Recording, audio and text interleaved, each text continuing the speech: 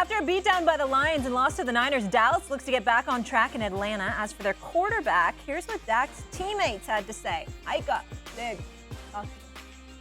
Jaden Daniels is leading the pack, so where would you rank him among quarterbacks right now in the league? You know, I would say he's definitely top 10. I'm going to go him, Mahomes. Marr.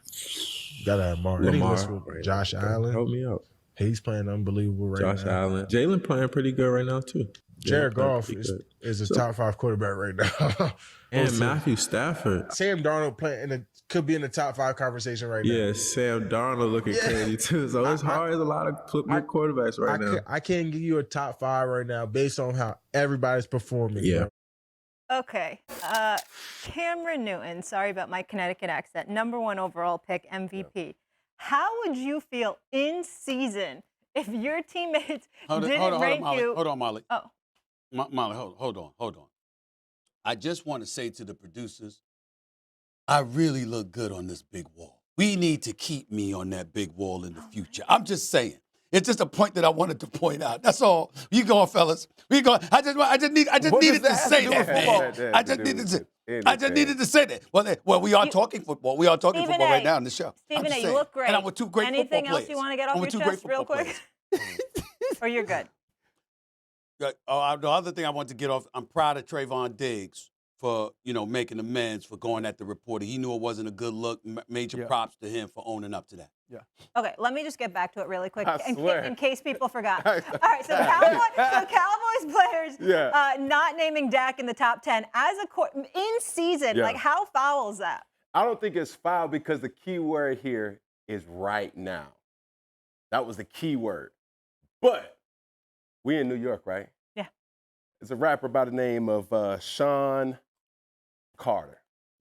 Okay, I got nervous Jay-Z. when you were going there. I was like, let's pause. We don't believe you. We need more people. That's what he said. That's right. Teammates have identified them as saying, like, I don't know if we really sold on Dak. But key word here is right now. They said it multiple times in that tape. I don't know a lot of people playing good football right now. Dak Prescott is not playing good football right now. Yeah, I mean, I think the first thing is, did they lie? No, right? Dak Prescott is not a top 5 quarterback at this point, but it's also understanding locker room and understanding team. Okay. Like, there's 2 different ways to handle this. Okay. When the conversation, now also too, this wasn't a production meeting thing. They didn't decide that they was going to do top 5, right? So one, it's just off the cuff and you're just talking in the moment. And so what normally happens is something like this, we go, hey, we're keeping teammates out of this, right? We're gonna do a top 5 without our quarterback. So that absolves you of having to include him because now he's out of the conversation. But you got to at least mention it, right? Though. Or you say, we always take our guy over anybody, but here's the top 5.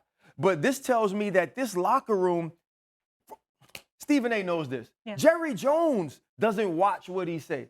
Jerry Jones doesn't speak a winner's language. Yeah. Jerry Jones isn't focused on the locker room in this team. He's focused on having the biggest business, not the best football team. Mm-hmm. And all of that trickles down around your entire organization and your entire business. From the top down. I don't know, Stephen A., if someone asked me, is Stephen A. one of the top 10 people you ever work with, you better believe that I'm going to say, yes. But they didn't ask him. They didn't ask him about their team or the people that they've worked with. They were talking about the entire league.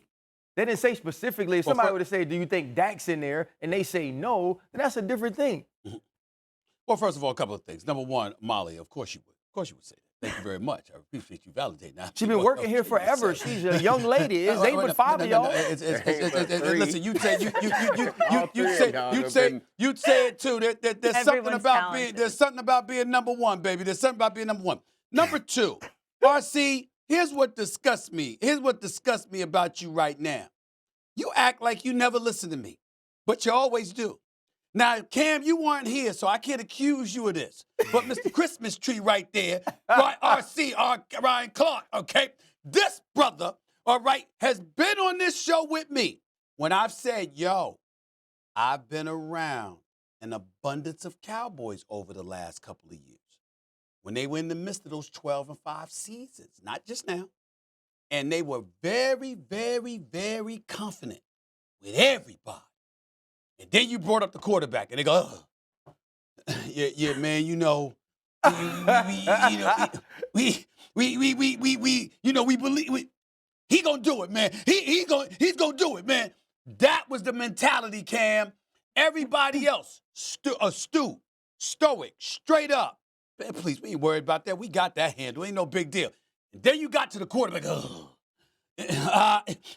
Because they don't believe, fellas. They hope, but they don't expect, and they don't believe. And then this season, we looking at Dak Prescott, 59% of his passes, passer rating at 84.5, 10 touchdowns, 8 interceptions, worst of his career over the first 7 games. Yeah. This is what we've been seeing from Dak Prescott, man. So they didn't lie. They told the truth. So now here's the question, and this is the question for RC and Cam. Here's the question, y'all.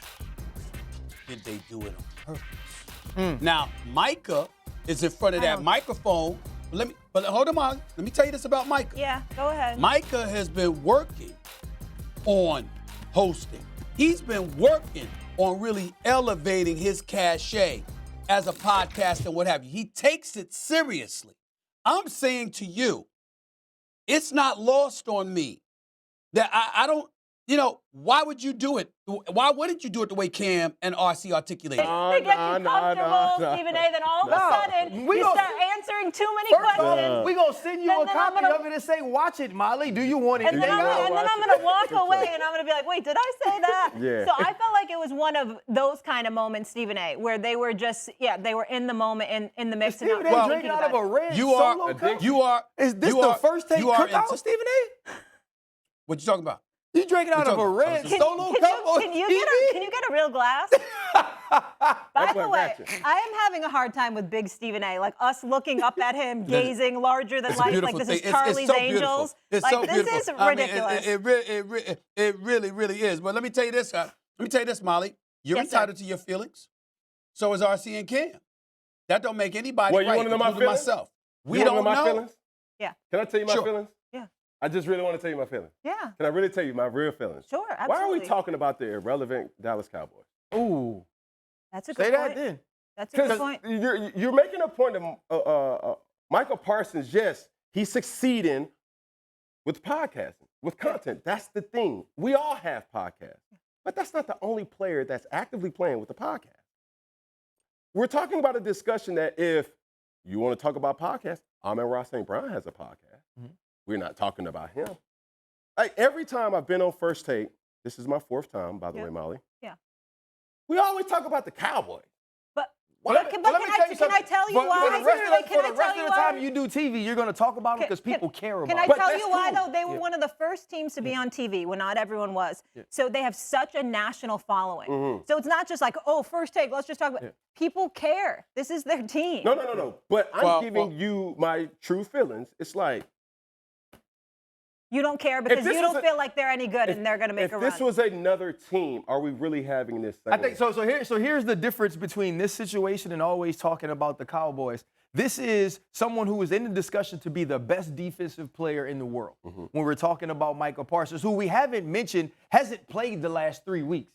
And so now, instead of being focused on playing or being focused on how does my leadership help this team, I'm doing a podcast where I know it can be mistaken that I feel some sort of way about my quarterback, who is the highest paid player in the history of football, right? And I don't include him in the top 5. That's the reason we're talking about him outside of the reason that people actually care. Yeah. We could talk about what Amon-Ra St. Brown says, and people aren't going to care the way they care about this team and these two players. And I'm the only person that thought it's foul. They didn't mention it. Stephen A.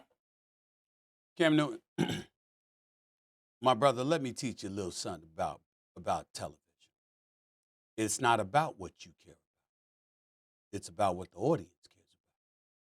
And the fact of the matter is that year after year after year, no matter how much they religiously disappoint, no matter the years they were irrelevant with 8 and 8 seasons and get to the playoffs, getting bounced out and sent home or not making the playoffs at all, somehow, some way, no matter how awful, how dysfunctional, how inept they come across, it doesn't stop. I have been on the record, Cam, saying if a nuclear bomb dropped, 3 things would survive: rats, roaches, and a Cowboy fan. they're inescapable. You can't get around them. You understand? Twinkies are also Everywhere I go, indestructible.